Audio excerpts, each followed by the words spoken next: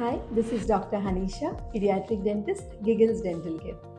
మొన్న నా ఓపీకి ఒక పేషెంట్ వచ్చారండి సివియర్ సెన్సిటివిటీ అనే కంప్లైంట్తో. అయితే నేను డీటెయిల్ హిస్టరీ అండ్ ఎగ్జామినేషన్ చేశాక తెలిసింది ఏంటంటే పేషెంట్కి యాసిడ్ రిఫ్లెక్స్ ఉంది. దానివల్లే టూత్ సెన్సిటివిటీ వచ్చిందనమాట. అయితే ఈ పేషెంట్కి ఆ విషయం చెప్పగానే చాలా షాక్ అయిపోయారు. అండ్ పేషెంట్ వాజ్ ఆస్కింగ్ ఈ విషయం చాలా మందికి తెలియదండి, ఒక వీడియో చేయండి అని. సో నా ఫస్ట్ మనం యాసిడ్ రిఫ్లెక్స్ అంటే ఏంటో తెలుసుకుందాం. మనకి స్టమక్లో డైజెషన్కి యూజ్ అవ్వడానికి కొన్ని యాసిడ్స్ ఉంటాయి. ఆ యాసిడ్స్ ఓన్లీ స్టమక్లో ఉండడానికి మాత్రమే డిజైన్ చేయబడ్డాయి.